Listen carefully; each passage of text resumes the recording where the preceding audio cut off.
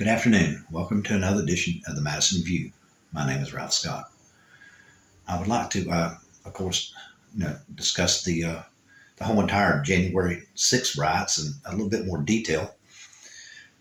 I've learned over a period of time that there was a evangelical Christian preacher who was an anti-abortion activist, was testifying before the Senate or the House. I'm not sure of the exact body he was testifying before. But he basically said that there was a group of evangelical Christian preachers and Republicans got together. I'm not sure who called the meeting, but basically what went down in the meeting, he said, is that they were told by the Republican Party that Roe versus Wade would go down, that they would take care of it. But they had to accept anything that happened after that. In other words, basically they were telling them is that, we're going to do anything. If we get you this is what you got to give us. And that's basically what it sounded to me like, an absolute power, pretty much. It sounded to me just like the guy said. He said they done a deal with the devil. And I have to agree with him on that one. He's definitely right on that. Because that just sounded just like a pure power grab, which something's been forming for a pretty good while, in my opinion. Now, let me get on with this a little bit in more in detail. Marjorie Taylor Greene, of course, you know how she is. I don't understand how anyone with good faith or good conscience could even vote for this woman. Basically was in some kind of a radical, I don't know, what the white supremacist or anti-Jewish convention that was held in New York City. She said that had she been in charge of the January 6th riots, they would have succeeded, but she said they would have been armed. So, basically she would have directed an armed insurrection on the Capitol, versus just, a supposed peaceful demonstration, which it wasn't, to take down the government. So basically, she's just saying right there, she wants to be a new dictator, just like Donald Trump, which who we all know wants to be our dictator. I mean, it don't take too many readings or listenings or whatever to understand that guy's only after one thing. He's just after power. He doesn't care about you. He's after the power. That's all it comes down to. When you get that power hungry, once you get it, you'll do anything with it. It's a proof he's got documents now stored in some building away from the premises of Mar-a-Lago, some kind of storage unit. It's like, oh my God, man. Now, what would you do? Take half the national secret documents and take them to your home? It's like, my God, man. Who was the person who was in charge of letting you check them things out? I know we should be getting rid of you, but what about the person who was letting you check these things out like that and not return them? And then I'm going to go into, just a little bit more of this January 6th stuff.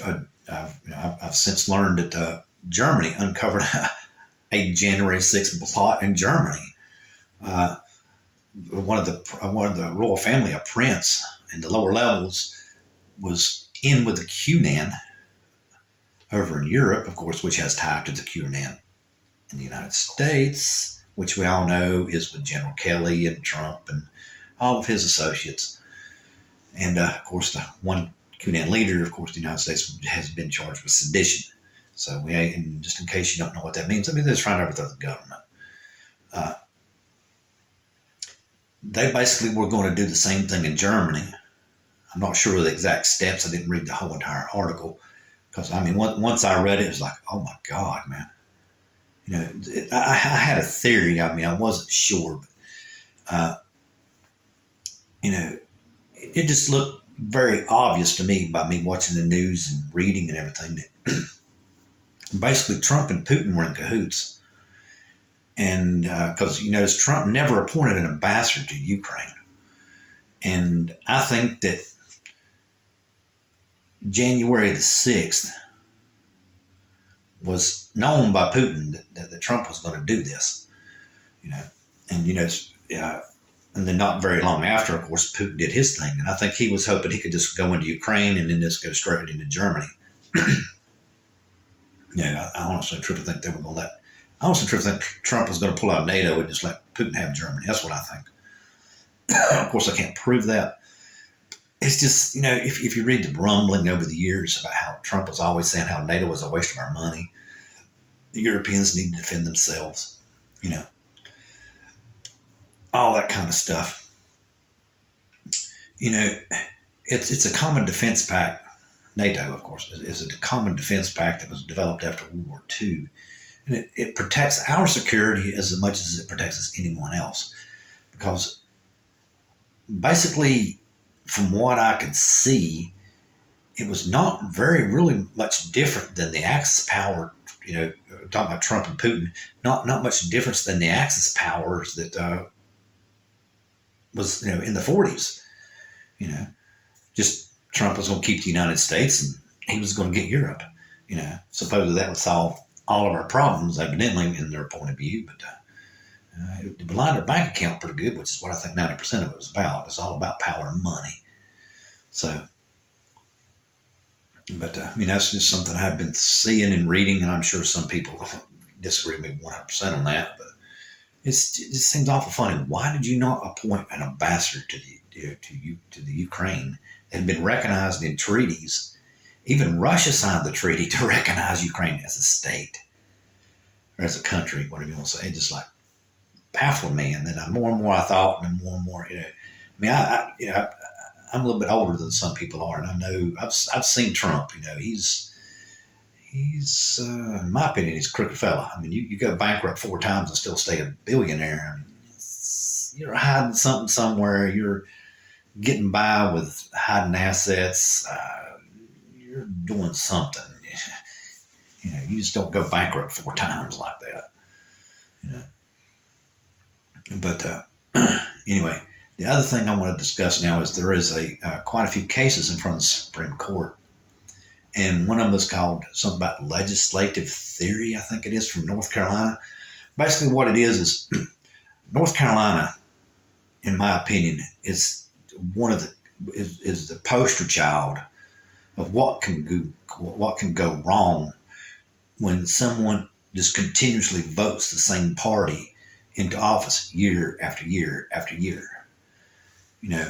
When Governor Cooper, who is a Democrat, got elected to the governorship in North Carolina, the legislative bodies in North Carolina come up within 48 hours an amendment to basically strip him of all his powers. So it was very partisan effort. I mean, there was no thing about looking out for North Carolina in this right here, because if North Carolina elected Governor Cooper as their governor, and then the legislatures stripped him of his power, then what they did is they stripped the North Carolina people, the voters of North Carolina, who the majority, of course, voted Cooper in. They just took away his power.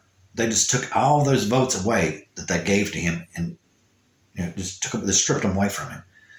So, I mean, that's just a classic example, in my opinion. And North Carolina is pretty rampant with that. I mean, they have almost a super majority. But anyway, they come up there and they redrew the districting maps, and I forget the exact thing of how it would have come, the exact number of Republicans and Democrats and everything. But I'm sure from what they've done to Roy Cooper, it would probably been like if there's 14 seats, there would have been 12 of them been Republican by the time they got done with it. But anyway, the Supreme Court, the Democratic Party in North Carolina, of course, took the redistricting to the Supreme Court of North Carolina, and they rejected the redistricting and drew their own map in a 50-50 split, which in my opinion is very fair. I mean, because if it's a 50-50 split as far as like your registered voters, you could get a Democrat come in and take away all the Republican votes, or you can get a Republican and go into the Democratic district and take away all the Democratic votes. I mean, it's a very fair system, and it would give the people with a better voice. Well, now the Republicans have taken this to Supreme Court, saying that the legislative bodies in the state have an unchecked power to redraw districting maps.